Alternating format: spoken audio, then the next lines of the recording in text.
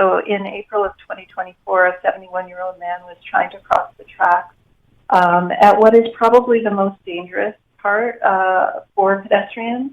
They're not supposed to cross there, but there's absolutely no signage saying that.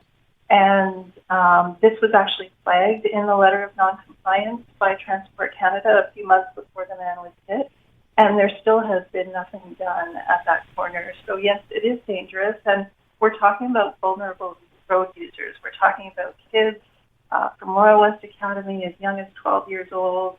And we're talking about seniors who may have visual impairments, hearing impairments, cognitive impairments.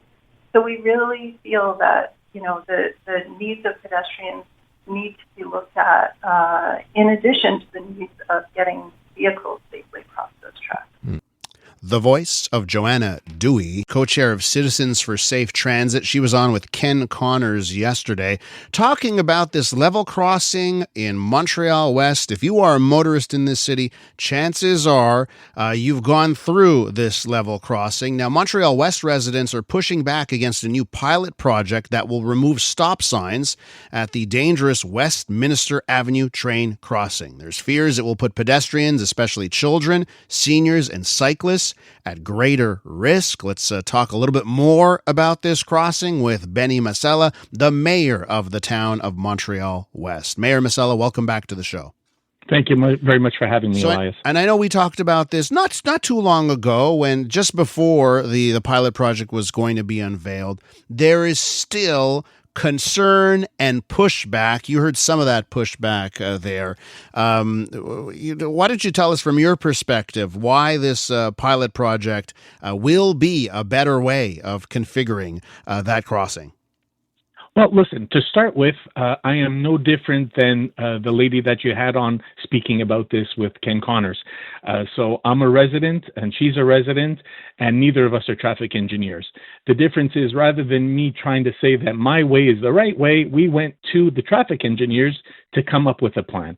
We didn't give them any guidance saying you have to do this, you don't have to do that. We said, this is a problem. Please evaluate it and come up with what solutions are you proposing. So the plan that we put out, that we had our information session on, was that plan that they came up with. So the idea here is to try it, see what it does. I have to be honest with you, the idea of removing stop signs isn't the most comfortable for me. Mm-hmm. But what I've said in the past as well is that a stop sign could be put back the day after. If we see that it's a problem, we can put back a stop sign the day after without having to wait for the whole study of this pilot project. The idea is to run this pilot project for a year before we actually sink concrete into the ground. But if we see that some problems are arising, we can adjust accordingly, pretty much on the fly. And it's not just about removing stop signs. It's also about putting safe havens in the middle of the road so people have a place to break the transit across the street into two steps. Mm-hmm. It's also about eliminating left turns. It's the idea that we're trying to simplify, or that the engineers came up with, is to try and simplify that crossing. That's always been the challenge there. It's in reality, it's 6 different streets that are crossing in one area. And Ms. Dewey's not wrong. It's probably one of the most dangerous intersections in the country. It's definitely one of the busiest. It is the busiest level crossing in the country. Nowhere else do you have that confluence of activity. Now, I know this is a pilot project. These traffic engineers, if they're doing their job right, they've got a good idea. They've presented to you their best guess of what will happen when you implement these changes. So as you see it right now, who are the winners and losers in getting around town on Westminster and through that level crossing, if everything goes according to plan and how these engineers believe things will happen under this pilot project? So I believe that there are 2 people that come out on the positive side. The 2 people that come out on the positive side are the motorists and the pedestrians. The motorists should have a smoother flow, and the pedestrians, because the motorists are having a smoother flow, less chance that they'll have make improper maneuvers while they're driving and they're acting out of frustration. So those are the 2 people that I think are coming out on the positive side. Who I'm concerned are coming out on the negative sides are the people that are living in the area around that level crossing. So in other words, when people won't be able to make a left turn anymore, are they going to be looking for different strategies and going on some side streets? That's a concern of mine.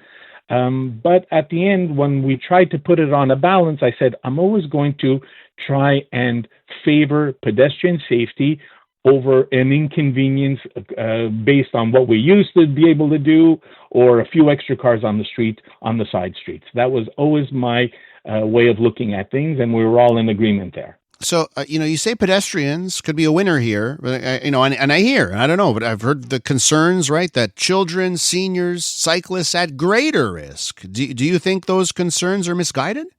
I don't know that I can't say that they're misguided. I understand the concern.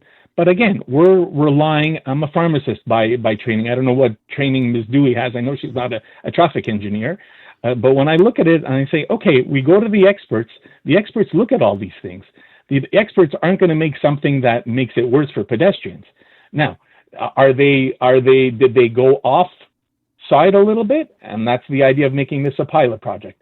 If we see that some of the intended solutions or some of the intended results are not there, we can adjust.